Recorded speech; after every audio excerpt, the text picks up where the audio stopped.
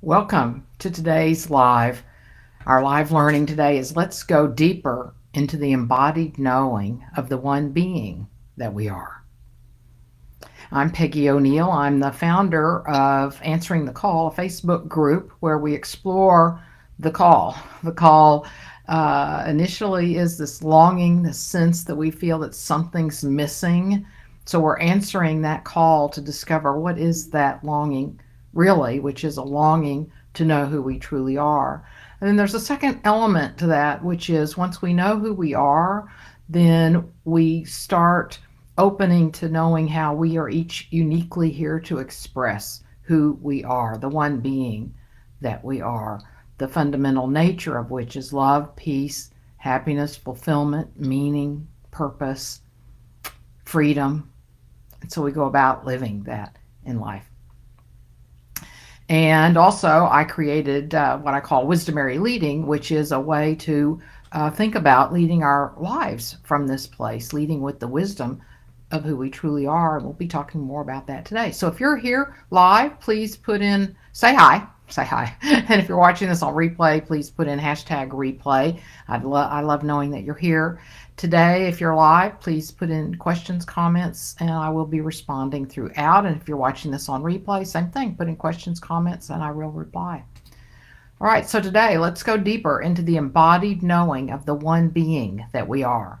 Specifically, we're going to explore, we're going to have the opportunity to lose an illusion that keeps you from the truth, to experience the one being that you are, and to expand what is possible for your life with this knowing. And by knowing here, I don't mean intellectual knowing, but I mean an embodied knowing, like you just know your name or you know how to run. You just know those things. So expand what's possible for your life with the knowing that you're the one being. So what do I mean by lose an illusion that keeps you from the truth? So the reason we don't know the truth is because of illusions. So what's an illusion? An illusion doesn't mean that something isn't real. It just means something isn't what we believe it to be. So we've all seen mirages in a desert or on a hot highway, and it looks like water to us, but it's not what it appears to be. It looks like water. It's not water, and we know that. We know it's the sun reflecting and the heat and all of that's what's making it look like water. But that's an illusion. And so there is reality to it, just not what we think it is. In the same way in our lives, there's a reality to the illusions that we have. They're just not what we think they are. A simple example is, for if you have any kids watching this, you might want to cover their ears or pause this and take them to another room. But most of us believed in Santa Claus up till a certain point. That was an illusion. There was a reality to it. It just wasn't what we thought it was. And then one day we found out, somebody told us there's no Santa Claus. So there's before Santa Claus and after Santa Claus. So the illusion was revealed and life went on. And things didn't necessarily change a whole lot. We still got presents at Christmas. Some of them sometimes still said from Santa Claus on them because that's what our parents like to do. But then at that point, we knew that that's not what was really going on. So that's what we're talking about when we're talking about an illusion and losing an illusion. A man named Ludwig Born was a philosopher in Germany, I believe, now forgotten. But he said, losing an illusion makes you wiser than finding a truth. Losing an illusion makes you wiser than finding a truth. So what's the illusion we're losing today? The illusion we're losing is that we are separate. We are not separate. We are one being. And knowing that in all our being changes everything in our experience. It may not change what appears in our life, but our experience of life, our experience of ourselves, our experience of possibility, our experience of our relationships, our experience of everything changes as a result of this knowing. So I'm going to see if there's anybody here with a comment or a question so far. Sharon. Hi, Sharon. I'm so glad you're here. So let's look at experiencing the one being that you are. Um, so one way to do that right now is to pick an object, a seeming object, and just look at it right now. So it could be a mug on your desk, it could be the computer screen, it could be a plant across the room, or a pencil or a pen on your desk. So just pick an object and look at it, or hold it. You can hold it too.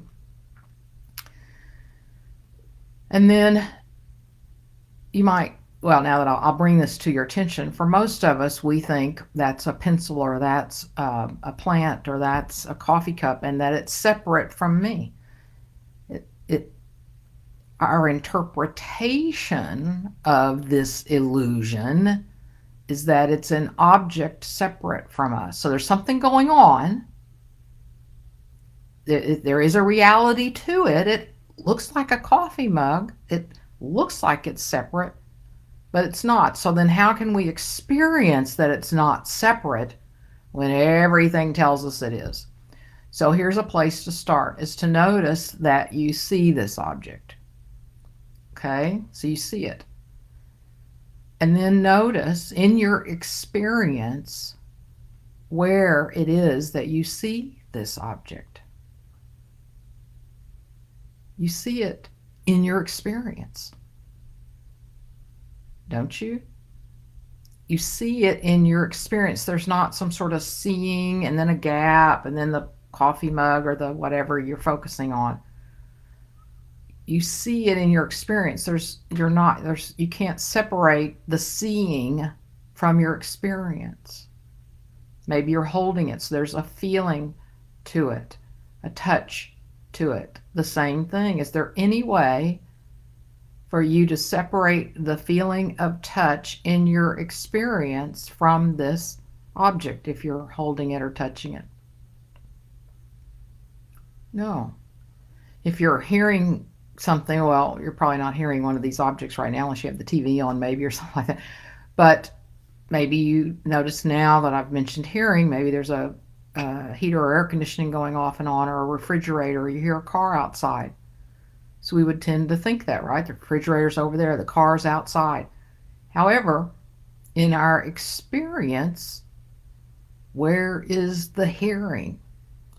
Is there any way to separate the hearing from your experience? No.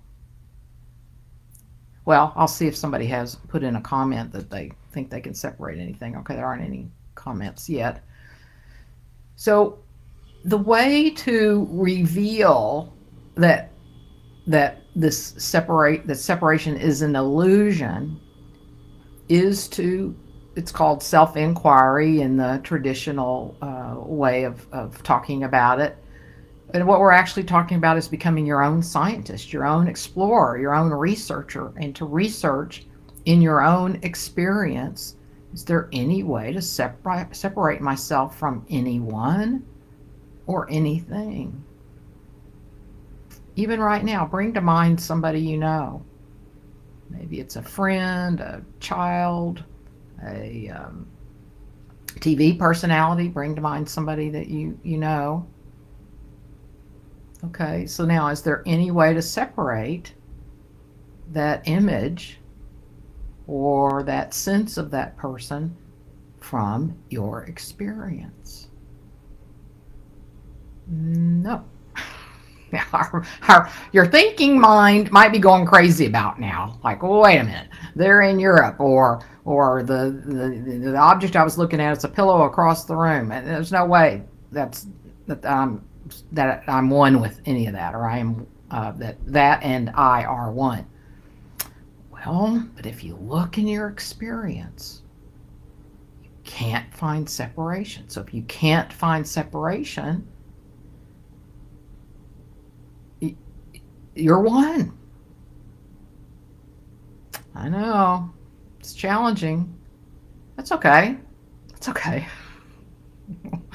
We just keep looking. What else do you have to do, right? We just keep looking. If we want to know the what this, I mentioned longing right at the beginning. We have this longing keeps occurring until we know who we truly are, because we feel separate from who we are. We feel separate from other people.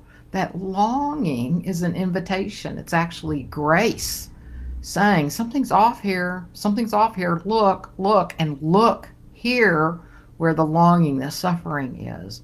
That's where the information is. And sure enough, we look in our experience, we can't find separation. So what do we do with this? Well, over time, as you keep doing it. So you could go, okay, I got this right now. However, here's the challenge, is that we've been so conditioned to believe, to think, to act, to feel differently than the truth of reality, that a one-time look at this and going, oh yeah, I really see I'm not separate, isn't enough. For most people. I mean, occasionally people have some enlightened experience the first time they notice something like that. Although, frankly, I don't even know any of those people. The ones that have had some experience where they awaken some are usually people that have been severely depressed or something for some long period of time. So, like I'm thinking of Eckhart Tolle or Byron Katie. So even though they had spontaneous awakenings, they had been at some sort of deep pain or some sort of therapy at certain points. So, again, I don't know anybody who just didn't do anything and just had this insight. So for the rest of us, we're probably not going to have those huge awakenings. Good. So we just keep at it. We keep looking. You can put a reminder, a Post-it note on the wall, or an alarm on your phone, and let that remind you to go, oh, let me look again. Let me remind myself that I'm not separate from anything I see, hear, taste, touch, smell. How could I be? I couldn't smell it if I wasn't one with it. See, one with it, it makes it sound like two, but if we weren't one, the smell and the smell of bacon and the bacon and I are one, or I couldn't smell it. Our experience reveals everything. Again, not what we're conditioned to do, not what we've been trained to do, and yet this is the method to know who you truly are and to remove the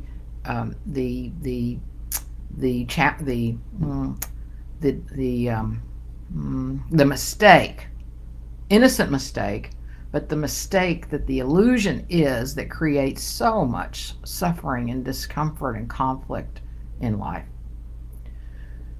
So then what happens? Okay, I'm seeing this, I'm keeping it up, I'm going to keep it up. Okay, so then what's possible? Well, almost immediately we can expand what's possible for our lives with this knowing. You can expand immediately what's possible for your life with this knowing. So what do I mean by that? Well, if you're one,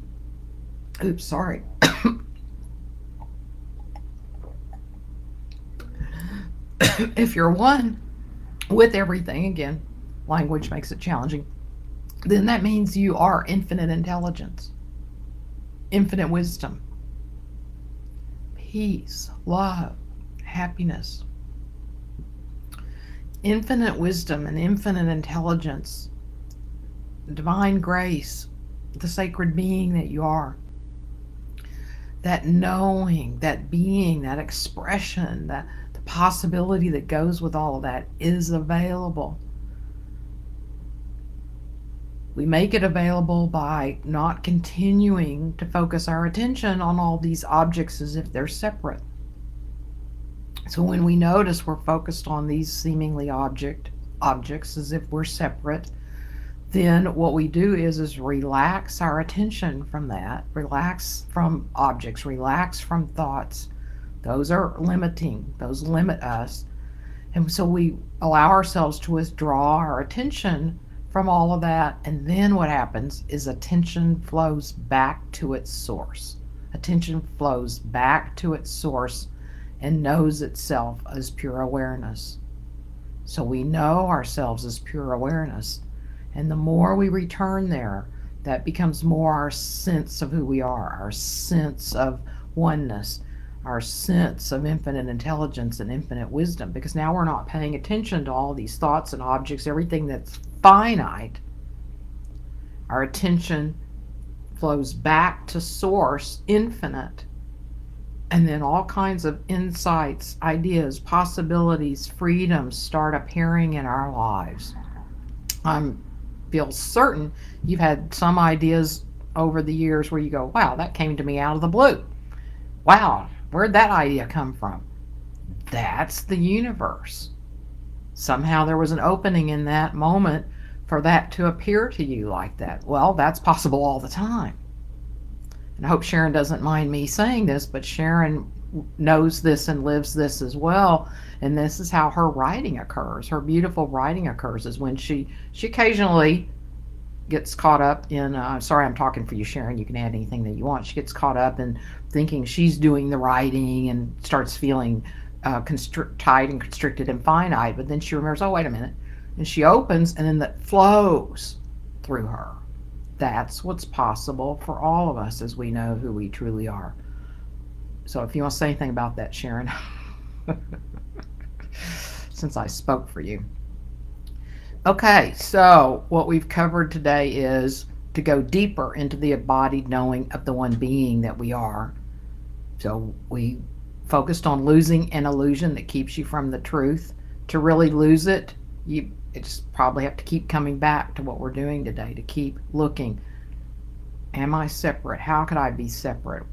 Where do I experience what I think is separate? Where do I experience this object, this person? Oh, it's here. There's no separation. I can't find any way to make me separate from this other person because I experience the person here. So you keep doing that and you keep experiencing the one being that you are over and over and over, and that eventually becomes the new normal. Then the sense of separation starts fading into the background. And as you do that, then you expand what's possible for your life with this knowing, because it starts really registering that, oh, I'm one. I'm infinite intelligence, infinite wisdom. And then we open to insights, possibilities, and we quit. Sometimes we poo-poo them over the years because, that's impossible, or that can't be right for me, or whatever, instead of, wait a minute, if these ideas are coming to me, okay, let me pay attention, let me open. I'm infinite. I'm wise. That's who I am. So there must be a way for this to be expressed, to be known, to be lived.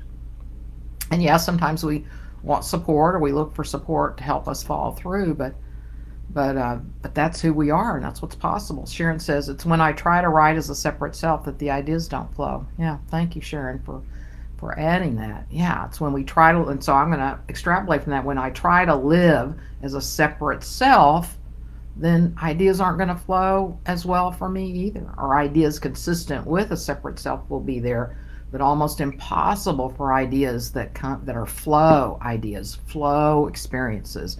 Very challenging for those to be available because I've shut off the valve, if you will, with the sense of separate self and the identity with the separate self being so strong and taking up so much space, if you will, using the valve pipe analogy.